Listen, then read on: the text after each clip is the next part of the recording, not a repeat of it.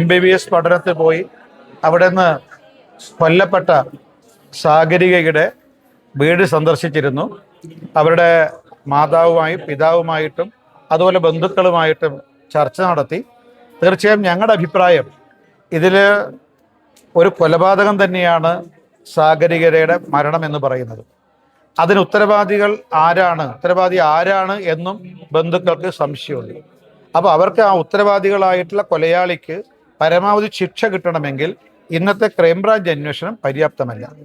അതുകൊണ്ട് ഇതിൽ സംസ്ഥാന സർക്കാർ CBI അന്വേഷണത്തിന് ഉത്തരവിടാൻ തയ്യാറാകണം എന്നുള്ളതാണ് ഭാരതീയ ജനതാ പാർട്ടി ആവശ്യപ്പെടുന്നത്. ഇക്കാര്യത്തിൽ ഈ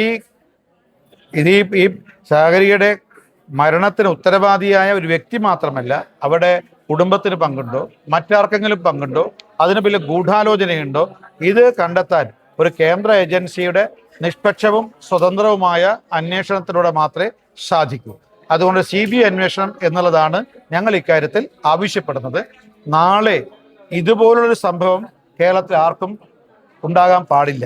ഒരു പെൺകുട്ടിക്കും ഒരു സഹോദരിക്കും ഇതുപോലെ അനുഭവം ഉണ്ടാകാൻ പാടില്ല. എന്നവരെ രക്ഷിതാക്കൾ പറയുകയാണ്, ഇഞ്ചിഞ്ചായിട്ടാണ് ആ പെൺകുട്ടിയെ, ആ സഹോദരിയെ കൊലപ്പെടുത്തിയത്. ഇഞ്ചിഞ്ചായിട്ടുള്ള മർദ്ദനം. ഓരോ ശരീരത്തിലെ എല്ലാ ഭാഗത്തും ക്രൂരമായ മർദ്ദനത്തിൻ്റെ പാടുകൾ ഉണ്ടായിരുന്നു എന്നുള്ളതാണ്. അത് എത്രമാത്രം ക്രൂരതയാണ് കാണിച്ചത്.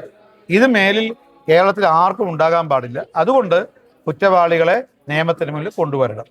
അതിനൊരു കേന്ദ്ര ഏജൻസിയുടെ അന്വേഷണം ആവശ്യം.